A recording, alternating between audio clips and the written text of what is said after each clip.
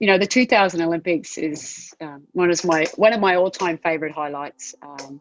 It's not a lot of times that we get to play in front of our, in our home country, and for me, have my parents in the stands. So, but winning that silver medal, in front of the Australian public was something that I'll never forget. It's the most exciting and amazing feeling I've ever had. I mean, just being really proud. Every game I played for Australia was always a highlight, but there's nothing bigger. Playing in Olympic Games, that's that's the greatest honor that you could have as an athlete. And to win medals, it's not easy to win medals, but and do it in front of the Australian fans is, it's something I still remember. The tingling feeling I had and standing on the dais and receiving my silver medal, and with my parents beaming from the stands, and just so many familiar faces that have supported us on our journey to win that first medal.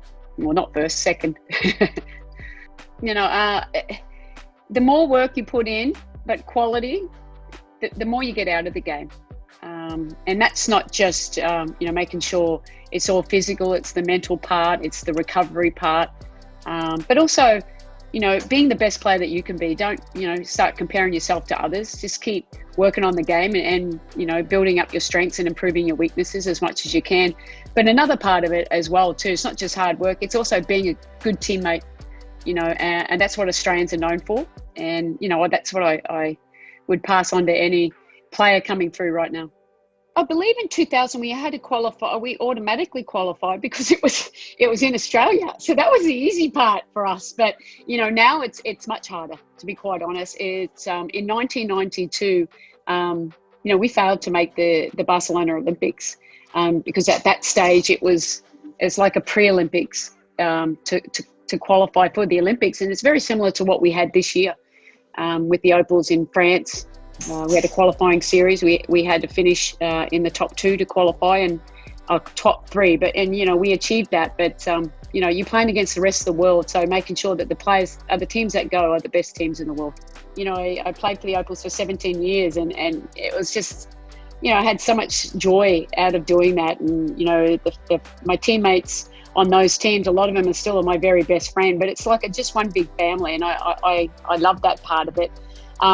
But look, I think as my career, I got older and, getting older, I knew that I actually wanted to go into coaching. So once I actually got into coaching, and obviously I think everyone should have goals, and that was one of my goals. And, obviously very honoured and privileged to have the current position as the Opals head coach. Look, I don't think the perception changes much from a player and a coach. We have high expectations of ourselves. Everyone wants to go to an Olympics, no different. And it's more about the preparation now. So, I have to prepare a whole team. When you're a player, you're preparing what you need to do to help, to play your role on that team to win medals. And now it's, I'm the leader of the pack, and, I'm preparing all the players that we can be our very best when it comes to the Olympic Games, so we can, play our best game so that we can have a chance to win a gold medal. I think winning a medal, any colour medal, is extremely hard. I think the Opals, like in 1988, we finished fourth, and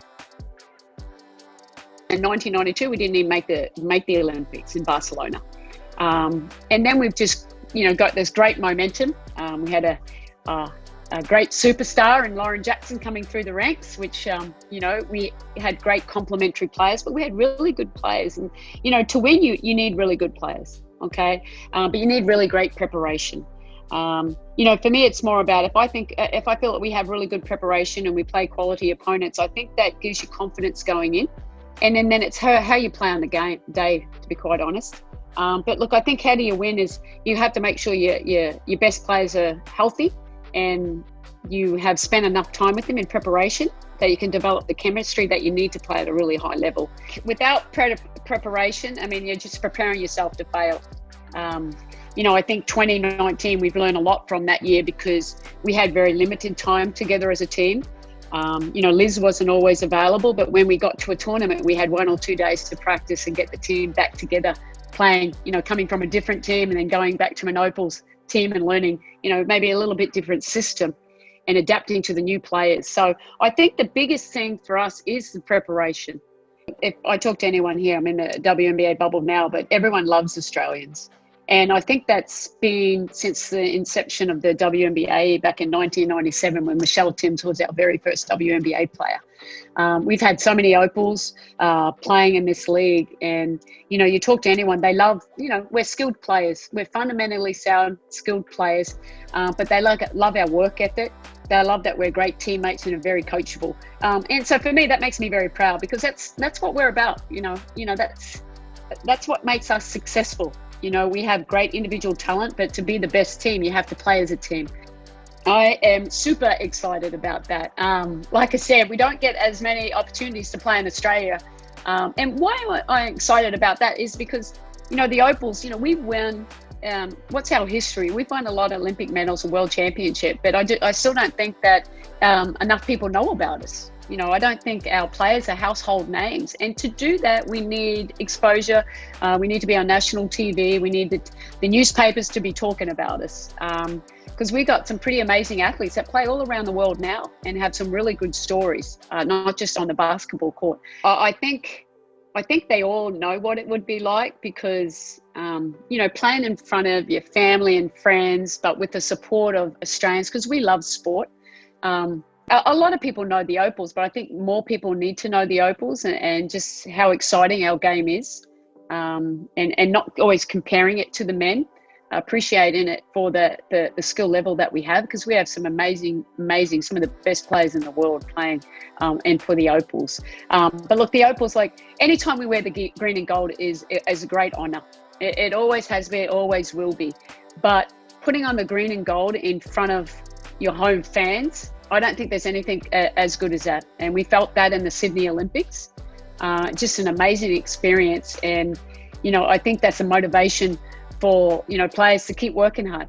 Yeah, look, I think girls need to see role models. They need to see female role models. And this is what the opportunity is going to provide them with. You're going to get the best players all around the world.